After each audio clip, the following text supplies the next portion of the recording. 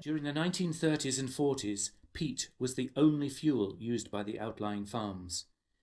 Getting their supply in for the winter was a laborious but essential task, using the peat sledge and the ever-useful horse.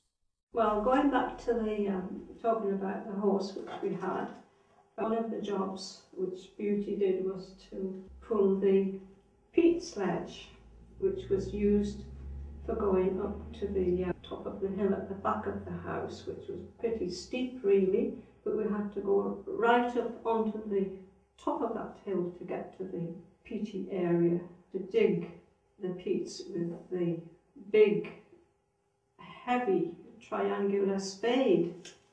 And it was hard going, although I didn't do it. My father and my brother did it, my youngest brother did it. The peats were dug and then they had to be stacked up in little heaps and left to dry. And when they were dried, we had to return to collect them, to bring them in to the farm. And the smell of the peat fire was absolutely wonderful. A man stood on the top and cut it into various slabs, depending on the depth of the peat.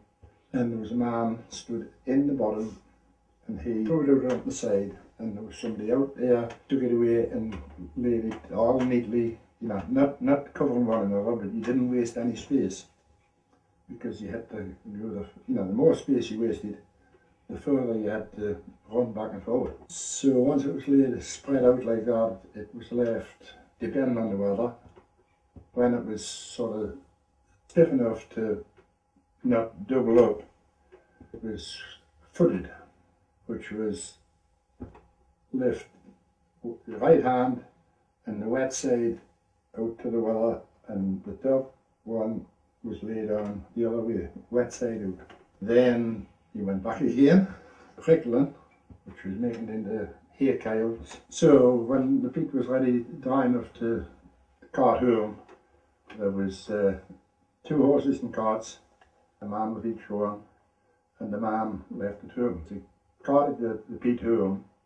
The chappie was building it into a nice, hopefully waterproof peat stack.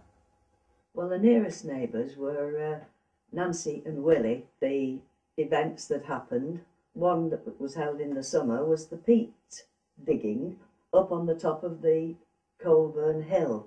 It was a very interesting time. I'd never actually done that before, but of course we took part. Everybody laughed at the size of my big slabs that came up with the peat shovel. Everything was left out to dry. The horse and sled came up much later on after they were dry and was loaded up and taken down.